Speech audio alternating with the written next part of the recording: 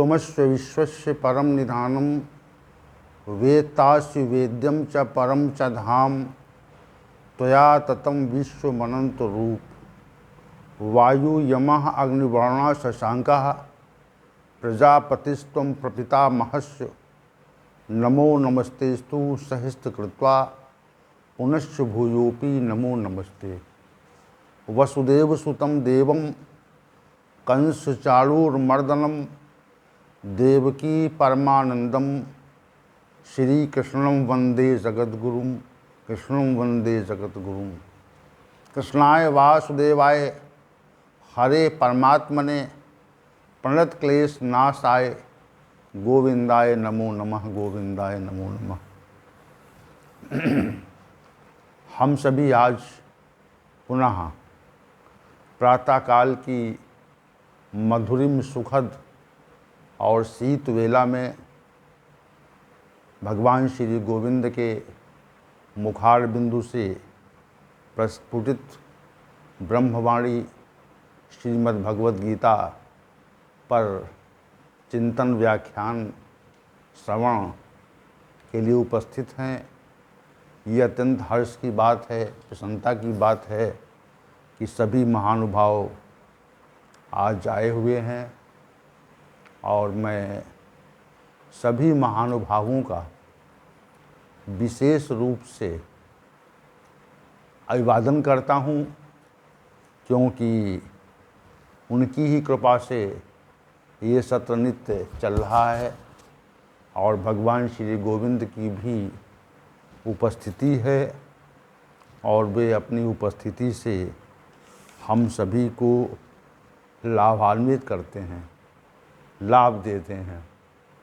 और उनकी छत्र छाया में बैठ करके, जैसे बरसात होती है ना, तो बरसात में लोग छाता लगा लेते हैं बरसात के बचाव से कि भीगे ना, तो छाता लगा लेते हैं। वैसे जो सांसारिक बरसात है, संसार में जो बरसात है दुखों की, कष्टों की, प्रतिकूलताओं की, तो उनसे बचाव के लिए क्या करना पड़ता है? तो उनसे बचाव के लिए श्री भगवान का छत्र है और उनकी उसकी छाया में आ जाएंगे आप, तो वहाँ पर शोक दुख कष्ट प्रतिकूलताएं नहीं हैं, वहाँ पर तो सुख है, सुख ही सुख है। जैसे अतीव गर्मी हो और इसमें सुखद वर्षा हो जाए तो ठंडी ठंडी हवा के झोंके आते हैं, तो उसमें तो आनंद मिलता है ना। वैसे ही आनंद श्री भगवान की शरण में जाकर के मिलता है, उनकी छत्र छाया में रह कर मिलता है। तो हम सभी भगवान श्री गोविंद की छत्र छाया में यहाँ पर बैठे हुए हैं और भगवद गीता ज्ञान की चर्चा का श्रवण करना चाहते हैं। आइए चलते हैं अपने विषय की ओर। कल के सत्र में हम सभी ने अध्याय 15 की श्लोक संख्या 18 के पूर्वार्ध भाग पर के कुछ अंश पर चर्चा की थी और आज जो शेष अंश बचा है पूर्वार्ध और उसके पश्चात उत्तरार्ध, इस विषय पर हम चर्चा करेंगे। श्री भगवान ने कहा,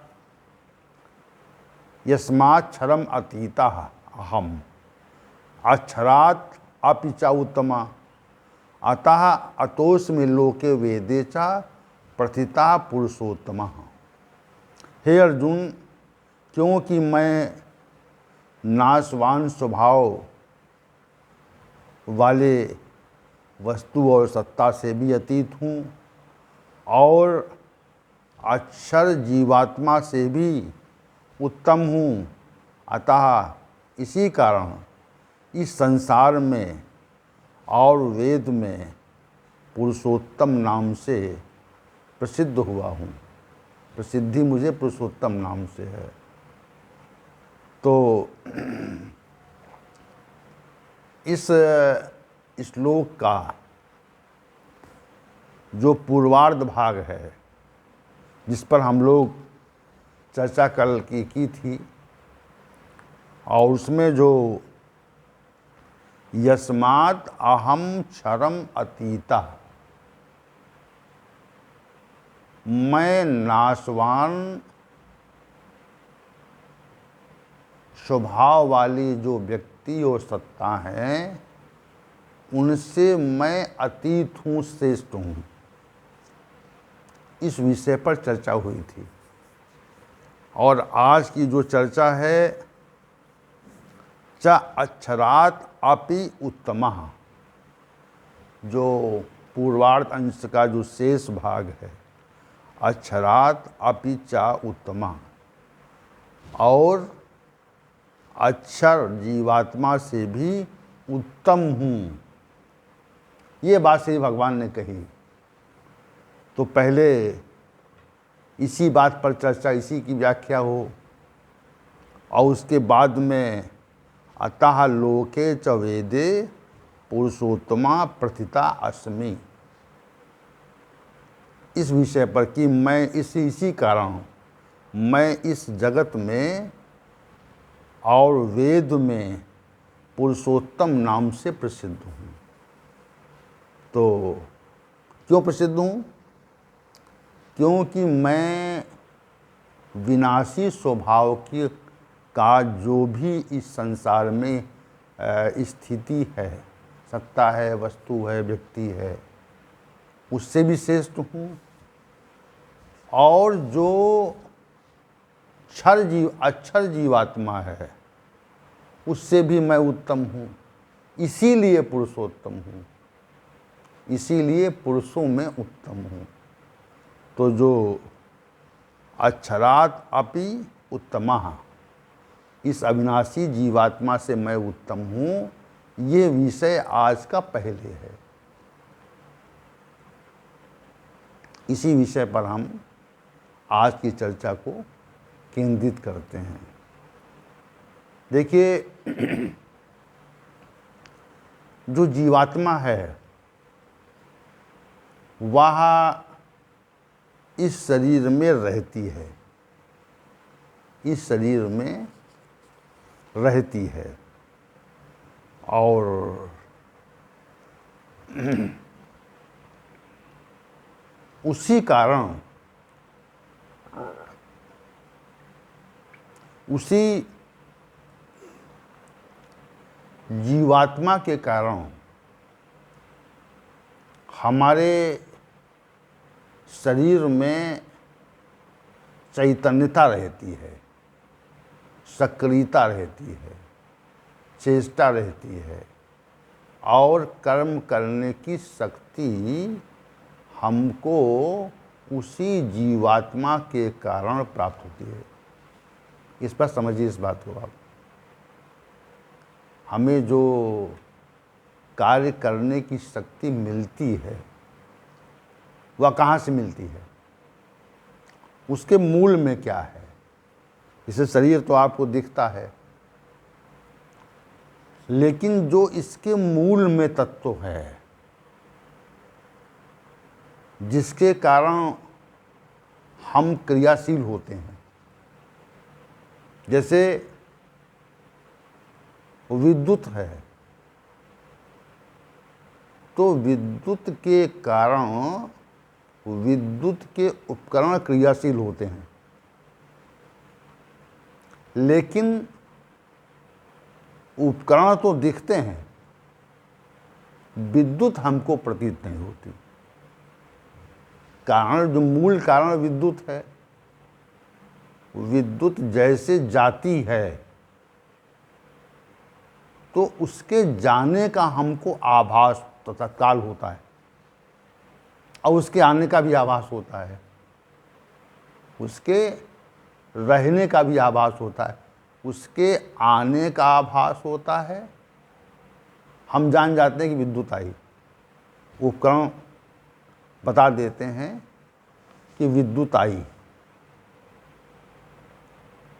और उसके रहने का भी आभास होता है कि विद्युत है, बिजली है, और उसके जाने का भी आभास होता है कि वो जाती है, तब भी ये ज्ञात हो जाता है कि अब विद्युत नहीं, चली गई। तीनों स्थितियां हैं ना। तो वैसे ही जो जीवात्मा आपके अंदर है, जो हमारे शरीर का आधार है, तो उसके आने पर आती कब है? आती है तो माता के गर्भ में आती है। तो जीव जो है वो माता के गर्भ में आता है, और जैसे ही माता के गर्भ में आया वैसे ही ये ज्ञात होता है कि जीव आ गया, और गर्भ में हलचल आरंभ हो जाती है, जैसे विद्युत आती है। अब वो रह रहा है उसके अंदर, जीव आ गया, रह रहा है। और जीव जैसे जन्म हुआ तो शरीर में जो चेष्टा है, कर्म है, गति है, चैतन्यता है, वह आरंभ हो जाती है, आरंभ होती है ना। तो ये स्थिति की बात हो गई कि जीवात्मा स्थित है, और जैसे ही वृद्धावस्था के उपरांत वो इस शरीर से जाती है, तो उसके जाने का भी हमको आभास तत्काल होता है कि अब जीवात्मा इस शरीर में नहीं है। समझिए इस बात को। तो आधार क्या है? आधार जीवात्मा है। तो यहाँ पर जो श्री भगवान का जो कथन है वो ये है कि अच्छा अक्षरात अपि उत्तमः, मैं उस अविनाशी जीवात्मा से भी उत्तम हूँ। अब जो सत्ता, जो सामर्थ्य हमारे इस शरीर को चेतन बनाए हुए थी, क्या बनाए हुए थी? चेतन बनाए हुए थी। तो जिसके कारण ये संपूर्ण जगत क्रियाशील रहता है, जिसके कारण ये संपूर्ण जगत जो है वह क्रियाशील रहता है, जिसके कारण यह संपूर्ण जगत है, अस्तित्व में है। यदि वह नहीं होता, नहीं होती, जीव न होता, तो ये संपूर्ण जगत जो है वह क्रियाशील नहीं रहता। भाई पक्षियों में चहचहाट और पशुओं में उनके स्वभाव के अनुकूल ध्वनि, और कीड़ों में गति, जलचरों में उनके तैरने का उपक्रम, और मनुष्य में असंख्य प्रकार की चेष्टाएं, ये जीव के कारण होती हैं। जीव उसमें आधार है। तो ये जो समग्र जगत है, इसमें जो हम चैतन्यता देख रहे हैं, इसमें जो हम गतिविधि देख रहे हैं, इसमें जो हम जागृति देख रहे हैं, जागरण देख रहे हैं, जगत है, जगत संसार है। तो संसार किसके कारण है? संसार किसके कारण है? कौन संसार को संसार के रूप में प्रकट किए हुए है? जैसे किसी निर्जन प्रदेश में हम जाएं, जहाँ पर मनुष्यों का, जीव जंतुओं का वास न हो, तो वहाँ का जो वातावरण है, वहाँ की जो गतिविधि है, वातावरण शांत, गतिविधि शून्य। और संसार में आ जाएं हम, किसी विविध शहर को देखें, तो वहाँ पर हजारों लाखों व्यक्ति दौड़ रहे हैं। क्या कर रहे हैं? दौड़ रहे हैं, भाग रहे हैं। कोई कहीं जा रहा है, किसी उद्देश्य को लेके जा रहा है, कोई किसी उद्देश्य में व्यस्त है, कोई क्रिया कर रहा है। हर व्यक्ति अपने अनुसार क्रिया कर रहा है। प्रत्येक व्यक्ति अपने अनुसार क्रिया कर रहा है। समझिए आप। तो ये संपूर्ण जगत की जो क्रिया विधि है, संपूर्ण जगत में जो कुछ भी हलचल है, वह किस लिए है? उसके मूल में कौन है? तो उसके मूल में जीवात्मा है। उसने इस जगत को धारण किया हुआ है। हमारी जो गतिविधि है, हमारे शरीर का मूल कारण क्या है? हमारे शरीर का जो मूल कारण है वह जीवात्मा है। और संसार में जो आपको दिखाई पड़ रहा है, प्रतीत हो रहा है, जो आभासित हो रहा है, उसका भी मूल कारण जीवात्मा ही है। जीवात्मा के कारण इस शरीर, इस संसार की स्थिति है।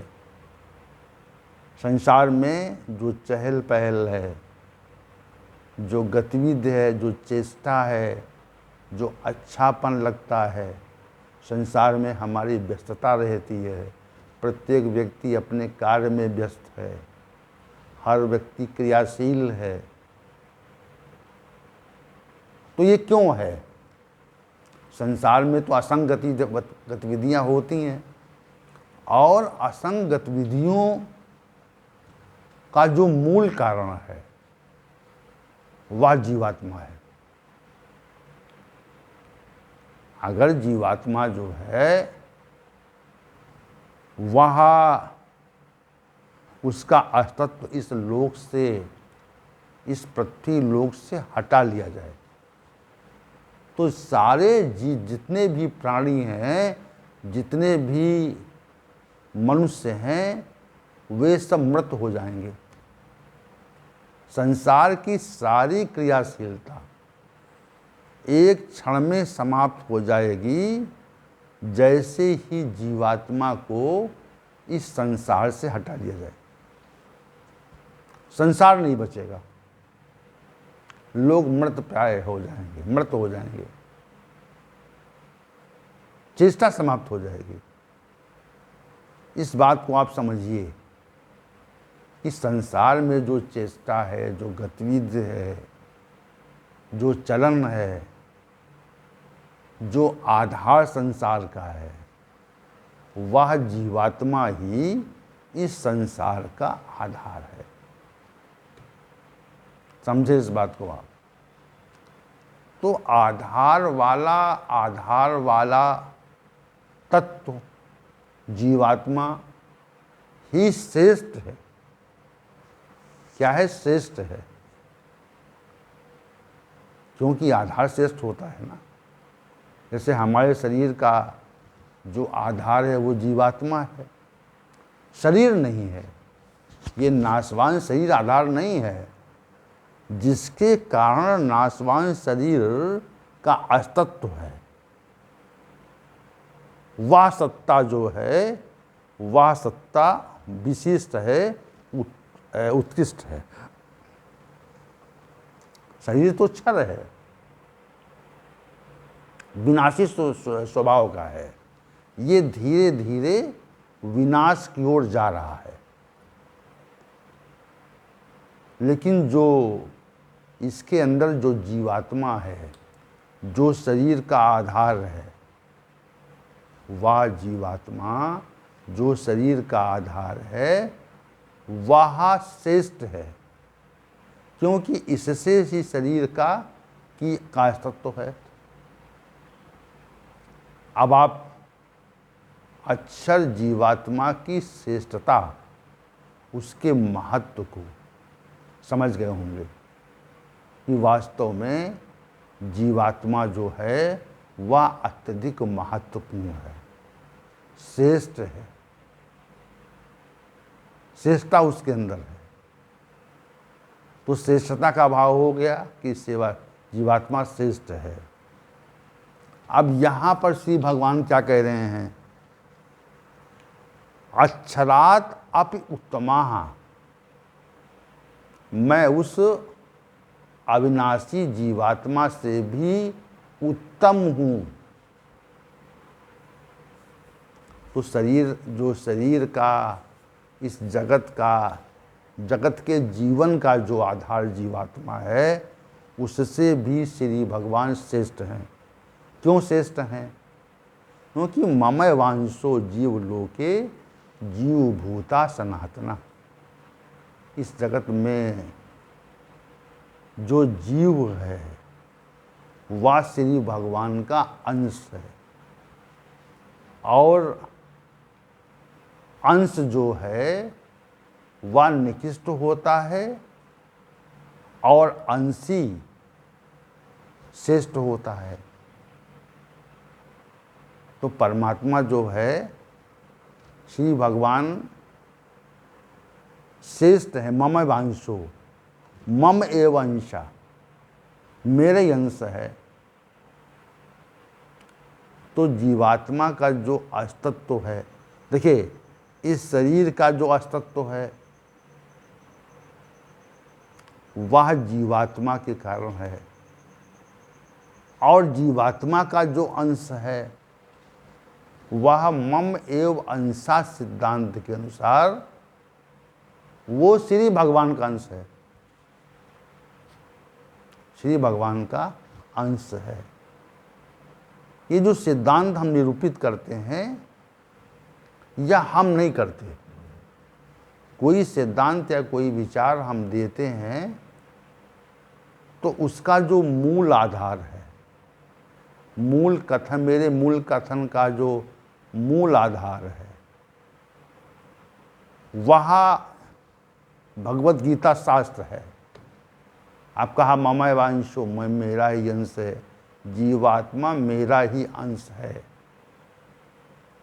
ये बात श्री भगवान ने कह दी। तो इसमें ये बात कैसे ज्ञात हो कि वह जीवात्मा जो है वह श्री भगवान का ही अंश है? ये तो कहा गया इसमें, ममे वांशो मम एव अंशा, मेरा अंश है। ये तो श्री भगवान ने कह दिया, लेकिन ये बात सिद्ध कैसे हो? मम एव अंशा, मेरा ही अंश है। ये तो शास्त्र की बात हो गई और श्री भगवान के कथन की बात हो गई। ये कथन अप्रत्यक्ष है ना, प्रत्यक्ष नहीं है। हम इस कथन को कैसे जानें कि ये जो कथन है वह सत्य है? यद्यपि सत्य की परख की हमारी योग्यता नहीं है, लेकिन अगर उसको व्यवहारिक स्तर पर, प्रयोगात्मक स्तर पर परखा जाना है, जाना है, तो फिर आपको आध्यात्मिक पथ का अनुकरण करके उस स्थिति तक पहुंचना पड़ेगा जहां पर जीवात्मा और श्री भगवान का साक्षात्कार होता है। वह प्रकाश जो जीव का है वह प्रकाश, वही प्रकाश श्री भगवान का है। जीव उसके उनके प्रकाश से प्रकाशित है। जीव जो है उनके प्रकाश से प्रकाशित है। श्री भगवान जीव के प्रकाश से प्रकाशित नहीं है। जैसे हमारे अंदर जो प्रकाश है वह तो जीवात्मा का है, लेकिन श्री भगवान के अंदर जो प्रकाश है, जो उनका होना पना है, उनका जो अस्तित्व है, वो जीवात्मा के कारण नहीं है। मनुष्य का अस्तित्व जीवात्मा के कारण है। मनुष्य का जो अस्तित्व है वो जीवात्मा के कारण है, लेकिन श्री भगवान का अस्तित्व जीवात्मा के कारण नहीं है। जीवात्मा का अस्तित्व श्री भगवान के कारण है। ये प्रतिकूल बात है। देखिए आप, हम सभी जड़ हैं। चैतन्यता जीवात्मा के कारण है, तो जीवात्मा हमारा आधार है। जीवात्मा के कारण हम, तो हमसे जो श्रेष्ठ है, हमसे जो श्रेष्ठ है वो जीवात्मा है, क्योंकि वह हमारा आधार है। श्रेष्ठता किसमें है? तो पहले यहाँ पे जो क्षर की बात हुई कि जो विनाशशील प्रकृति के हैं, विनाशशील प्रकृति का ये शरीर है, और ये विनाशशील प्रकृति का जो शरीर है, विनाशशील स्वभाव का जो ये शरीर है, ये अविनाशी जीवात्मा के कारण ही अस्तित्व में है। तो शरीर से अविनाशी जीवात्मा श्रेष्ठ है। और अविनाशी जीवात्मा मम एवं अंशा के सिद्धांत के अनुसार श्री भगवान का अंश है। इसलिए श्री भगवान जीवात्मा से श्रेष्ठ हैं। इसी तथ्य को स्पष्ट करने के लिए श्री भगवान ने कहा अक्षरात् अपि उत्तमा, मैं अविनाशी जीवात्मा से उत्तम हूँ। उत्तमता कहाँ है? श्रेष्ठता कहाँ है? श्रेष्ठता जीवात्मा में नहीं है। वो जीवात्मा जो इस जगत का आधार है, वो तो जगत में श्रेष्ठ है, क्योंकि आधार है, वह हमारे जीवन का आधार है, इसलिए हमारे लिए तो श्रेष्ठ है। लेकिन जीवात्मा जो है वो श्री भगवान का अंश है, ममय वांशों के अनुसार। सैद्धांतिक रूप से ममय वांशों के अनुसार जो जीवात्मा है वो श्री भगवान का अंश है। तो जो अंश होता है वह अंशी से निकृष्ट होता है। अंश श्रेष्ठ है और अंशी निकृष्ट है। जो विशाल पर्वत है वह श्रेष्ठ है, और उससे जो निकला हुआ एक टुकड़ा है, पत्थर का टुकड़ा है, वो चाहे छोटा हो चाहे बड़ा हो, वो श्रेष्ठ नहीं है, पर्वत श्रेष्ठ है। उसी प्रकार जो ये सिद्धांत ममय वांशो स्थापित हुआ है, श्री भगवान ने कहा ममय वांशो, जीवात्मा उनका अंश है श्री भगवान का, तो इसमें श्रेष्ठ कौन हुआ? तो सहज बात है ये। श्रेष्ठता कहाँ पे है? उत्तमता कहाँ पे है? तो उत्तमता श्री भगवान में है। ये बात श्री भगवान ने यहाँ पर ये कह करके की कि अक्षरात् अपि उत्तमा, उस अविनाशी जीवात्मा से भी मैं